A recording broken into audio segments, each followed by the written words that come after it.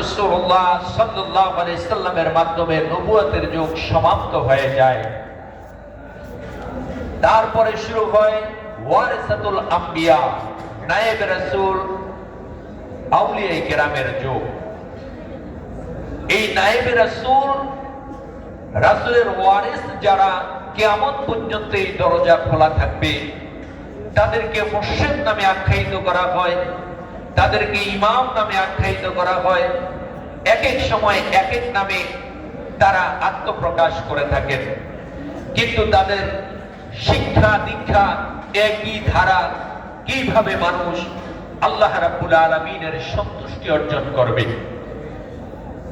1949 সালের 14ই ডিসেম্বর রোজ বুধবার সকাল 10টার সময় ব্রাহ্মণবাড়িয়া জেলার আশুগঞ্জ থানাধীন বাহাদুরপুর গ্রামে এক সম্ভ্রান্ত মুসলিম পরিবারে আমাদের প্রাণ প্রিয় মুর্শিদ সুফি সম্রাট শাহ দেওয়ান বাগী রাহমাতুল্লাহ আলাইহি আল্লাহর ওলি শুভাগমন হয়, শুভ জন্মগ্রহণ করেন। তিনি শৈশবকাল থেকে আমার রাসূলের প্রেমিক ছিলেন। তিনি রাসূলের জন্য এতই বেকারার ছিলেন যে একজন মুরব্বী বলেছে, এই গাছটা না মদিনায় এই ধরনের গাছ পাওয়া গাছ, আমি তো আমার রাসূলকে ভালোবাসি। সুবহানাল্লাহ। নবীর প্রেম যে কত বিরহ। তিনি ছোট বয়সে, অনেকে অনেক কিছু চিন্তা করে, কিন্তু ছোট বয়সে তিনি চিন্তা করেছেন আমি নায়েবে রাসূল হওয়ার জন্য মাদ্রাসায় পড়ালেখা করব। যার কারণে তিনার আব্বা আম্মার অনেক ইচ্ছা ছিল অন্যদিকে ডাক্তার, ইঞ্জিনিয়ার বা অন্য কিছু করাবেন, কিন্তু তিনার অদম্য স্পৃহা দেখে পরবর্তীতে তার আব্বা আম্মা দাদা সকলেই সিদ্ধান্ত নিয়েছেন তিনি রাসূলকে পেতে চান, রাসূলের ভালোবাসা পেতে চান। যেহেতু তাকে রাব্বুল আলামিন একটা বিশেষ উদ্দেশ্য নিয়ে তিনি জগতের বুকে আল্লাহর পক্ষ থেকে এসেছেন, যার কারণে তিনি ছোট বয়সে তার এই সিম্পটম দেখা গিয়েছে। তিনি রাসূলকে পাওয়ার জন্য বেকারার হয়ে গিয়েছেন। মাদ্রাসার সর্বোচ্চ ডিগ্রি নিয়েছেন। দেশকে তিনি ভালোবেসে 1971 সালে অস্ত্র হাতে নিয়ে তিনি দেশকে স্বাধীন করেছেন। হুব্বুল ওয়াতানি মিনাল ঈমান, দেশকে ভালোবাসা ঈমানের অঙ্গ। তিনি সেই মহামানব যিনি ঈদ উল ফিতরের খুতবার মধ্যে, সেই হেজামারায়, ভারতের হেজামারায় ঈদ উল ফিতরের খুতবার মধ্যে তিনি বলেছেন, মুক্তিযোদ্ধা ভাইয়েরা আপনারা সাক্ষী থাকেন, আল্লাহর কসম আগামী বকরা ঈদের আগেই আমাদের দেশ স্বাধীন হবে এবং আমি আপনাদেরকে নিয়ে ঢাকার রেডক্রস ময়দানে, বর্তমান সরোয়ার্দী উদ্যান, সেখানে আমি আপনাদেরকে নিয়ে ঈদের নামাজ আদায় করব। এবং আল্লাহ রাব্বুল আলামিন ওই দিনের কথা কবুল করেছেন। ঈদ উল ফিতরের পরবর্তী 27 দিনের মধ্যে দেশ স্বাধীন হয়েছে এবং আল্লাহরই খেলা, সেই স্বাধীন দেশে সমস্ত মুক্তিযোদ্ধাদেরকে নিয়ে বাবা দেওয়ান বাগী রেডক্রস ময়দানে তিনি ইমামতি করে ঈদের নামাজ পড়িয়েছিলেন। তিনি সেই মহামানব। অতঃপর তিনি আল্লাহ এবং আল্লাহ রাসূলকে পাওয়ার জন্য বেকারার হয়ে যান।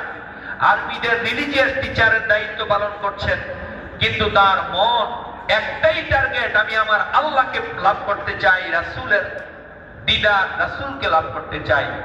তিনি যা চাইলেন আল্লাহ মিলিয়ে দিলেন। তিনি তার মুর্শিদ ইমাম শাহ চন্দ্রপুরী রাহমাতুল্লাহ আলাইহি আল্লাহর ওলির দরবারে গেলেন, বায়াত গ্রহণ করলেন এবং মুর্শিদের নির্দেশে সম্মানজনক সেই চাকরি সকল ছেড়ে দিয়ে তিনি মুর্শিদের দরবারে চলে গেলেন। মুর্শিদের নির্দেশ মতো সাধনা, গোলামি, মুর্শিদের নির্দেশ মতো সেখানে খেদমত, সাধনা করতে করতে আল্লাহ এবং আল্লাহ রাসূলের মকবুল প্রিয় ব্যক্তিতে পরিণত হলেন, যার ফলে আল্লাহ রাব্বুল আলামিন তাকে জামানার মুজাদ্দিদ, 1983 সালের 16ই ডিসেম্বর জামানার মুজাদ্দিদের দায়িত্ব দিয়েছেন, যেটা সমকালীন যুগের ওলিদের বাদশার র‍্যাঙ্ক হিসাবে আখ্যায়িত করা হয়।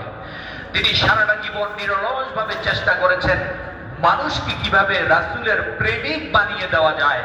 কারণ রাসূল থাকবে যেখানে আল্লাহ ওয়াদা করেছেন, ওয়া কানা আল্লাহু লিইউআযিবাহুম ওয়া আনতা ফীহিম। আল্লাহ এমন না, আমি আল্লাহ এমন নই, হে রাসূল আপনি আছেন যেখানে, আমি তাদের উপরে গজব দিয়ে দেব না। আল্লাহ ওয়াদা করেছেন রাসূল থাকবে যেখানে আমার আল্লাহর গজব সেখানে আল্লাহ পাঠাইবেন না, কারণ গজবের চেয়ে রহমতের পাওয়ার অনেক বেশি। আর রহমত করে পাঠিয়েছেন নবী মুহাম্মদুর রাসূলুল্লাহ সাল্লাল্লাহু আলাইহি সাল্লামকে। আজকে রাসূলকে হারাইয়া আমরা কিন্তু শূন্য হয়ে যাচ্ছে। রাসূলকে যদি আমরা ধরতে পারি, রাসূলের আদর্শ মতো যদি আমরা চলতে পারি, রাসূলের প্রেম যদি হৃদয়ে ধারণ করতে পারি, তাহলে আমাদের আযাব গজব ইহকাল পরকাল সকল কিছুতে আমরা আল্লাহর সন্তুষ্টভাজন বান্দাতে পরিণত হব। এক শ্রেণীর লোক এসে মুহাম্মদ সাল্লাল্লাহু আলাইহি ওয়াসাল্লামের কাছে বললেন, ইয়া মুহাম্মদ ইন্না নুহিব্বু রাব্বানা। হে মুহাম্মদ সাল্লাল্লাহু আলাইহি ওয়াসাল্লাম, আমরা কিন্তু আল্লাহকে ভালোবাসি, আমরা আল্লাহকে ভালোবাসি। আল্লাহ রাব্বুল আলামিন সাথে সাথে ওহী নাযিল করলেন, বিসমিল্লাহির রাহমানির রাহিম, কুল ইন কুনতুম তুহিব্বুনাল্লাহ ফাত্তাবিউনি ইউহিব্বুকুমুল্লাহ ওয়া ইয়াগফির লাকুম যুনুবাকুম ওয়াল্লাহু গফুরুর রাহিম। আল্লাহ জানিয়ে দিলেন, হাবিব আপনি বলুন, তোমরা যদি আল্লাহকে ভালোবাসো, তাহলে শর্ত হচ্ছে আমি রাসূলের আনুগত্য করো। আমার আনুগত্য করলে আল্লাহ নিজে তোমাদের ভালোবাসা শুরু করবেন। সুবহানাল্লাহ। শুধু তাই নয়, ওয়া ইয়াগফির লাকুম যুনুবাকুম, জাম্বুনের বহুবচন যুনুব। আল্লাহ রাব্বুল আলামিন কথা দিয়েছেন, যদি রাসূলের আনুগত্য, রাসূলের আদর্শ আমরা ফলো করি, আর রাসূল বলেছেন আমাকে ভালোবাসতে হবে জানের চাইতে বেশি।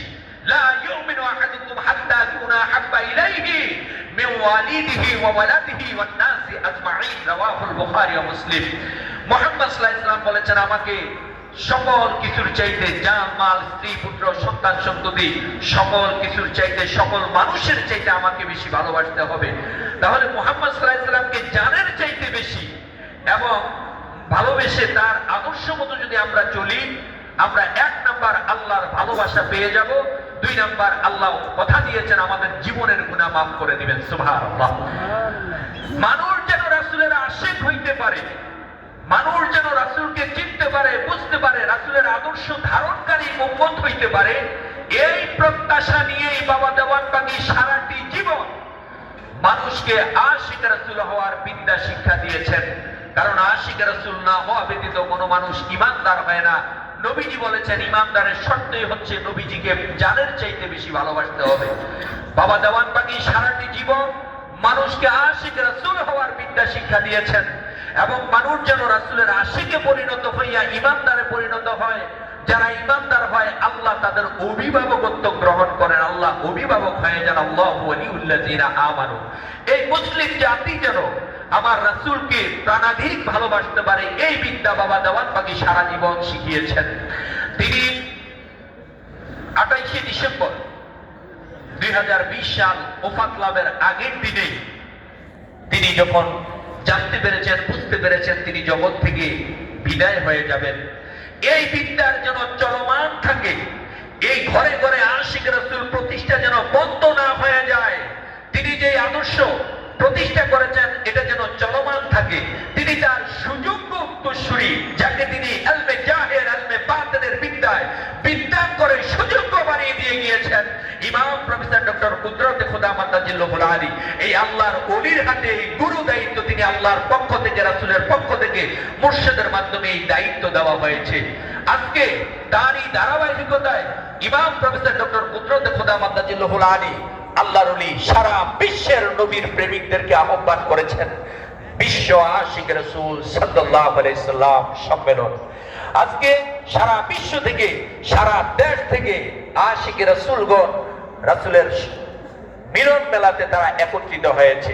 আমরা এই মিলন মেলাকে নিজেদের জীবনে যদি বাস্তবায়ন করতে পারি, রাসূলের প্রেম নিজেদের অন্তরে ধারণ করে রাসূলের আদর্শ যদি নিজের জীবনে বাস্তবায়ন করতে পারি, এর হাতে কলমের প্রশিক্ষণ যদি নায়েবে রাসূল আল্লাহর ওলি প্রফেসর ডক্টর কুদরতে খোদা মাদ্দাজিল্লাহুল আলী এই আল্লাহর ওলির কাছ থেকে শিখতে পারি, তাহলে আমরা কামিয়াব হতে পারবো। আমাদের ইহকাল এবং পরকাল শান্তি ও মুক্তি হবে।